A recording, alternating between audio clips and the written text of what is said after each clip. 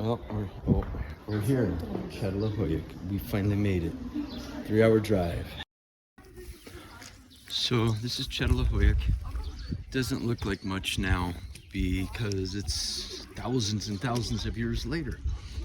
But those mounds underneath were houses, hundreds of houses, just like this one probably. And now they are buried, and the people here are excavating these out.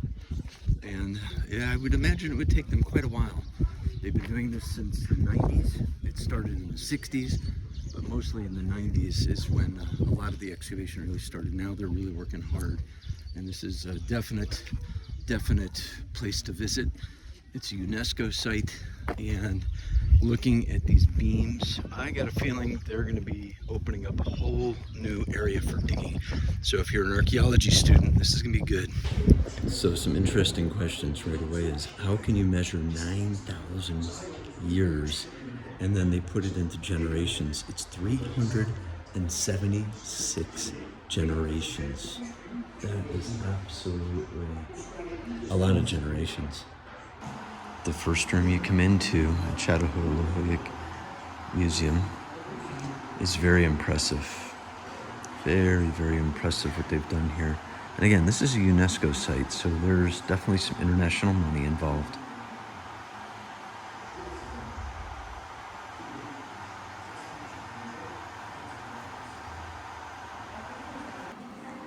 The second room has got the animals from the area.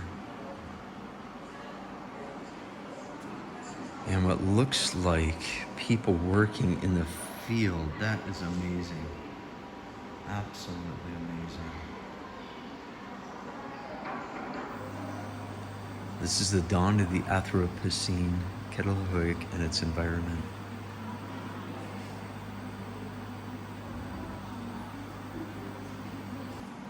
This is a great place to bring your kids if you want to teach them about the different flora of the area. And you can see the pictures changing. This is really neat. So I want to learn about this plant, lentil. So that's what a lentil looks like. All right, this is really interactive. Watch here. This is looking north, and I'm gonna look to the west. Oh, push there. And this moves. This is 360 degrees panoramic vision. 9,000 years ago. There's a river. We're looking west. There's a lot of wetlands back then. This is why this is called the Fertile Crest.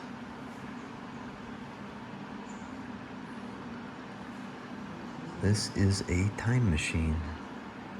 Absolutely amazing.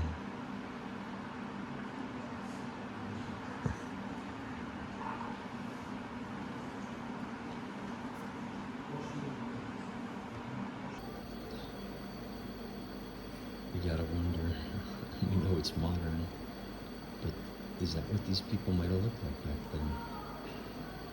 These are some projections. I don't think they had video back then.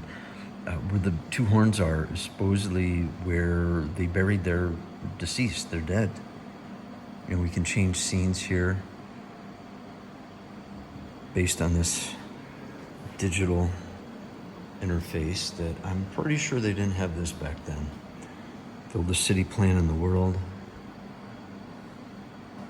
This probably is everybody's address. The geometric patterns that they used back then. And again, they're finding this in the walls, and then we're seeing it digitized here.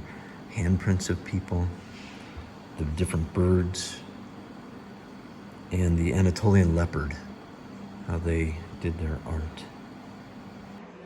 Some of the houses layouts, the way they showed it, they're all about the same, but they're just a little different. It probably was based on style. And there's our 3 workers that we saw working on the rooftop, because it probably would have been better to work on the roof than down below. And again, there's somebody's entryway, and we are most likely going to be going down there right around the corner.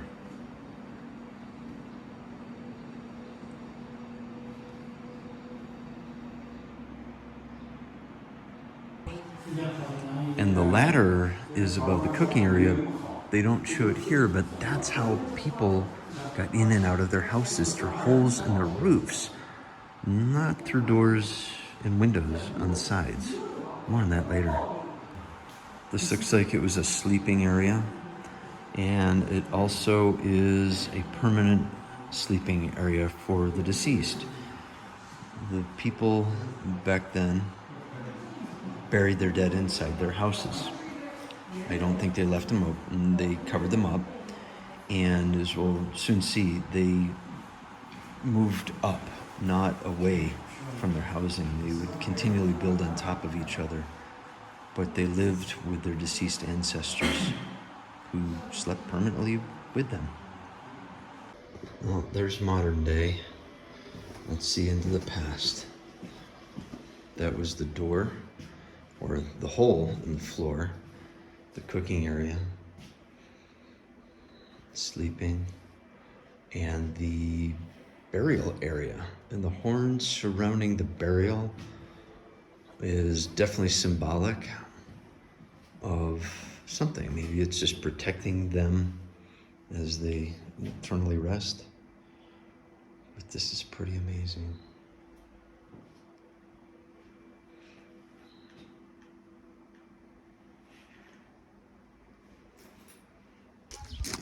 All right, we're gonna go into this house and let's see what's here. Remember, these aren't the normal doors they would have had.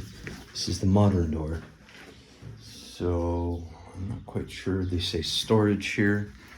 That makes sense. I don't know if you can see what's in there, but they would have had maybe corn, maize, nuts, hanging stuff up. And this is naturally lit. There's no electric lighting in here. It's about 3 in the afternoon. And they're saying that this is other areas. And again, the ancestors probably would be buried over here. And then that actually would be your entrance. So again, we're getting a little bit more light than usual because of the side openings. But pretty interesting. We're walking up to the east mound first. This mound, I have a feeling they're going to start excavating sometime in the very near future based on the girders. That is not just for show. That looks like it's there to be stood up and eventually dug into. Because underneath our feet right now, I have a feeling we're walking on several thousand-year-old civilization.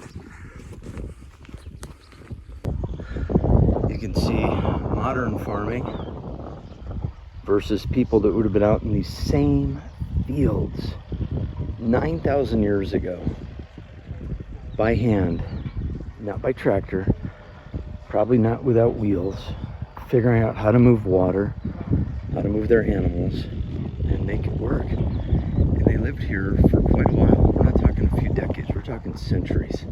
All right, let's go inside and see what we got. Okay, so here we go. This is Çatalhöyük. Just a few houses. There's hundreds of them. This is just a couple. If heat is not your thing, you better bring water here. It's pretty warm inside. It's 25 outside. And it's probably a little bit warmer inside here. It'd be very cool to go down in here.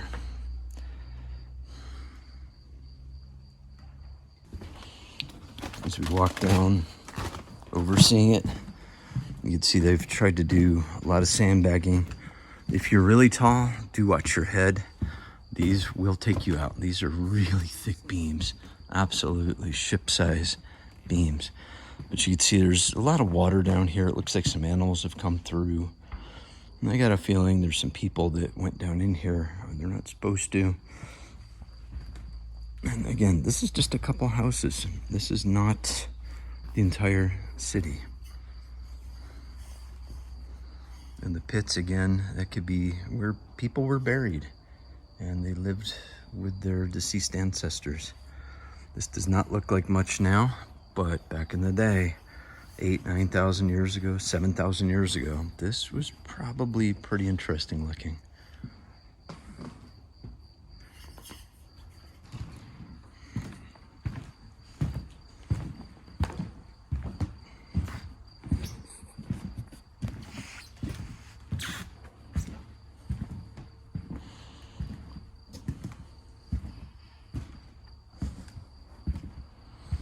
Uh-oh, we ran out of room. We have to go back the way we came. Well, that I think is as far as we can go without being archaeological students or doctors or diggers or workers. So it was a 3-hour plus drive to get here. we came, we saw, we took some video. Now you get to see the video. And off we go to our next stop, which is Cappadocia. Well, that's a little frustrating. We couldn't get into the one mound that I really wanted to see that showed a little more depth of the cities. And, you know, you travel 9,000 years into the future from the past, and well, perhaps that's what happens.